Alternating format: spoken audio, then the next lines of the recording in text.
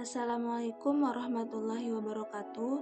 Perkenalkan, kami dari kelompok 6 yang beranggotakan saya sendiri, Ia Khirunisa, dengan NIM akhir 118, kemudian rekan saya Sofiatun Najwa dengan NIM akhir 111, rekan saya juga Ashifa Eka Nabila dengan NIM akhir 115, dan Kina Khaitsa dengan NIM akhir 122. Di sini kami akan mempresentasikan hasil analisa kami yang berjudul Analisis Efisiensi Ekonomi Daerah di Provinsi Kepulauan Riau.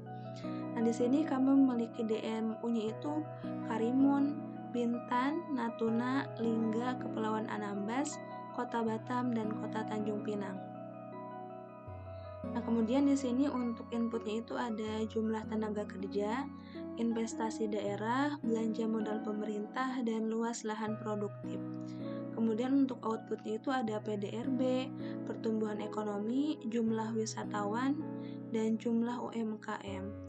Nah, di sini untuk analisanya kami menggunakan tahun 2021 dan tahun 2022. Selanjutnya kita lihat untuk efisiensinya. Nah, di sini untuk efisiensinya itu bisa kita lihat untuk DMU Karimun, Bintan, Natuna, Lingga, Kepulauan Anambas, dan Kota Tanjung Pinang itu semuanya konstan. Artinya input dan outputnya itu sudah efisien. Tapi kita lihat di bagian Kota Batam untuk ininya tuh dia belum efisien, jadi decreasing. Artinya bagaimana? Artinya ketika inputnya itu ditambahkan di Kota Batam, maka dia itu tidak akan menghasilkan output yang lebih besar. Tapi kalau misalkan increasing, ketika inputnya itu ditambahkan, maka akan menghasilkan output yang lebih besar di daerah tersebut. Contohnya kayak misalkan untuk increasing, ketika misalkan menambahkan jumlah tenaga kerja atau investasi daerah, maka akan menambahkan PDRB dan pertumbuhan ekonomi yang jauh lebih besar. Tapi sebaliknya ketika decreasing, ketika misalkan inputnya total ditambahkan jumlah tenaga kerja atau investasi daerah, maka tidak akan menambahkan PDRB atau pertumbuhan ekonomi yang jauh lebih besar.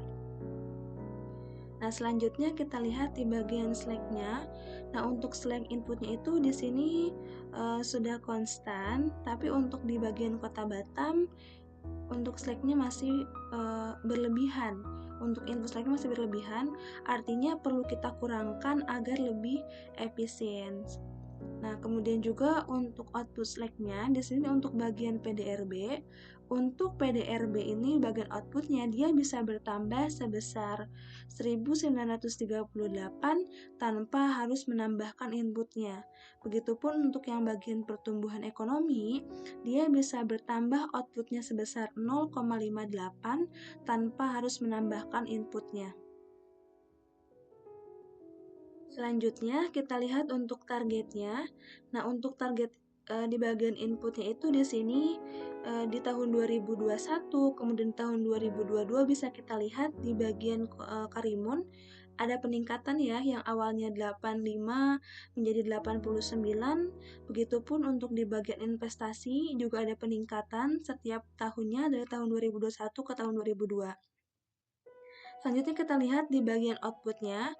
Nah, untuk tahun 2021 dan 2022 juga ini ada peningkatan dari 55 kemudian menjadi 60. Artinya bagaimana bisa kita simpulkan bahwa yang lebih efisien itu adalah di tahun 2022. Kenapa demikian? Karena ketika inputnya ditambahkan, di tahun 2022 juga dia menghasilkan output yang jauh lebih besar. Artinya yang lebih efisien itu analisis ekonominya di tahun 2022. Mungkin cukup sekian presentasi dari kelompok 6.